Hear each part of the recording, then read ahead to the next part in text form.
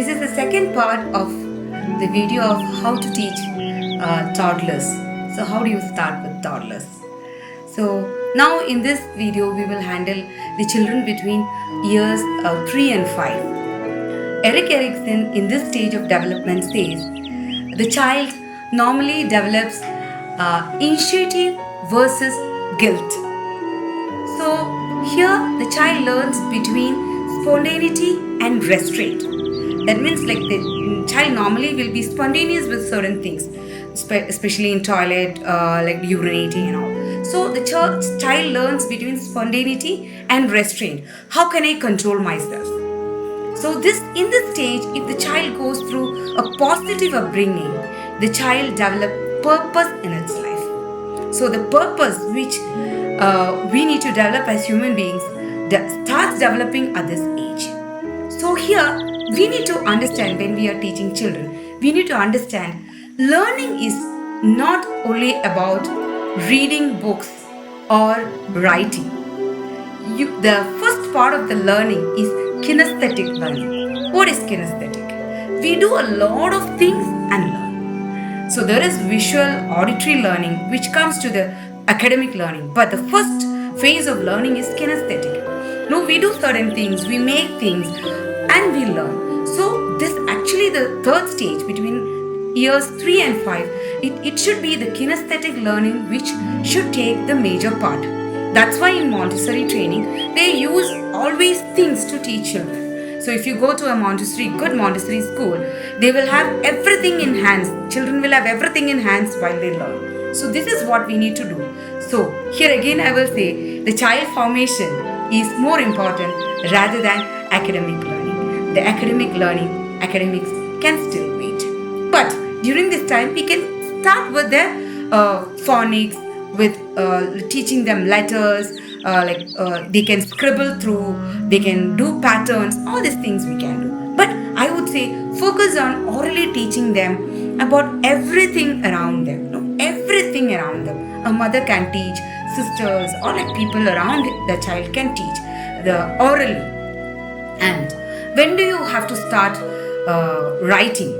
I would say it should be after 4.5 years. Between 4.5, 5, you can start formal writing. But the child will demand from 3 years itself. So you can give a book to scribble and give a pencil. So the child keeps scribbling. So once the child is 4 years, it will want to make a circle.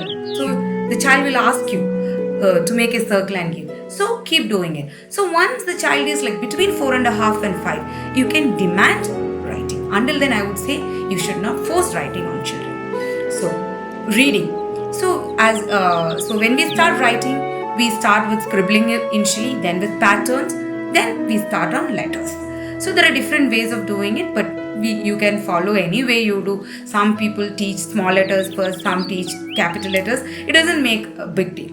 And even if a child is going to start writing only after 5.5 or 6, I would say if the child learns start learning to write at 4.5, if the child learns 6 months to 1 year to learn all the alphabets, when the child is 6 years, the child will learn in 3 months. So I would not say that it's very important you need to even start at 4.5. The child can do whatever the child would want to do, but then you need to help the child even later, when the child is a little later, the child picks up very fast. So I'm saying it's okay.